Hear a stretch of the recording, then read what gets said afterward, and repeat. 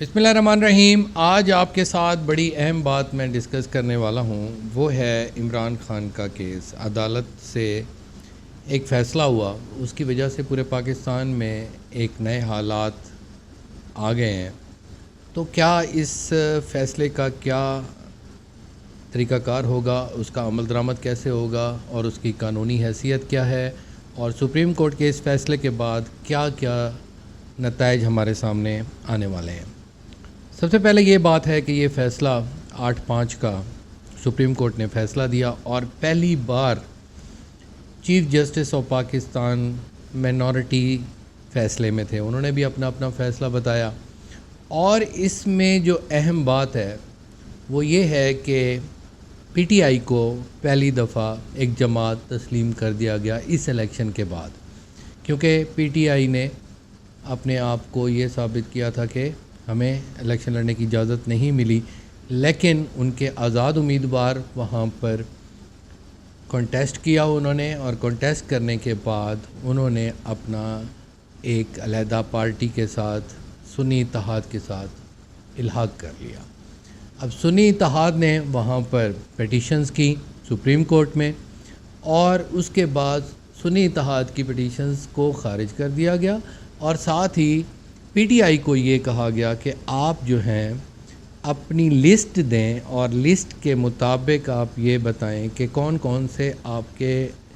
امیدوار حضرات ہیں جو ابھی تک آپ کے ساتھ ہیں۔ تو کافی ایک نیا پنڈورا باکس کھل گیا۔ اب سوال یہ پیدا ہوتا ہے کہ جتنے کینڈیڈیٹس پی ٹی آئی کی جماعت سے لڑے تھے، اب وہ ابھی تک پی ٹی آئی میں موجود ہیں یا نہیں ہیں۔ اگر وہ موجود ہوں گے تو وہ اپنا ایفیڈیوٹ وہاں پر جمع کرائیں گے۔ وہ جمع کرانے کے بعد الیکشن کمیشن ان کو پی ٹی آئی کی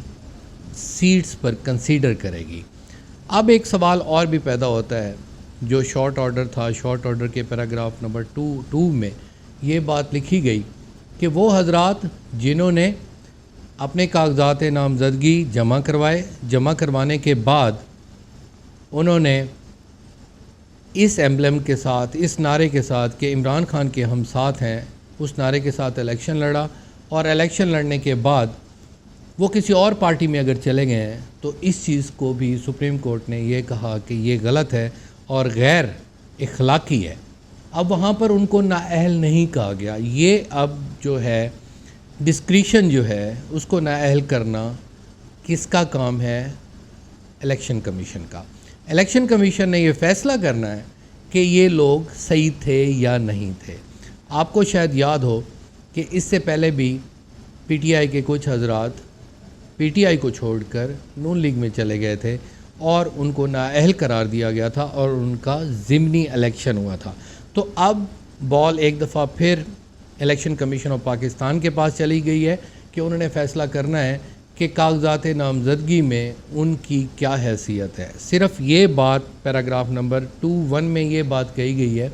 کہ انہوں نے اگر ریٹن اپلیکیشن اپنی کوئی دی تھی جس کے مطابق وہ یہ ثابت کر سکیں کہ ہم نے پی ٹی آئی کو چھوڑ دیا، ہم آزاد امیدوار ہیں، اگر آزاد امیدوار اگر وہ آئے ہیں تو پھر تو وہ بچ سکتے ہیں، نہیں تو جتنے بھی کینڈیڈیٹس نے الیکشن آزاد امیدوار کے طور پر لڑا اور وہ پی ٹی آئی کی طرف سے تھے، اور ان کے نومینیشن پیپرز میں یہ لکھا ہوا تھا کہ وہ پی ٹی آئی کے نمائندے ہیں، تو اگر وہ پارٹی چھوڑ جائیں گے اور وہ کسی پارٹی کے ساتھ چلے گئے تو اب ان کے لیے راہ مشکل ہو گیا۔ دوسری طرف سے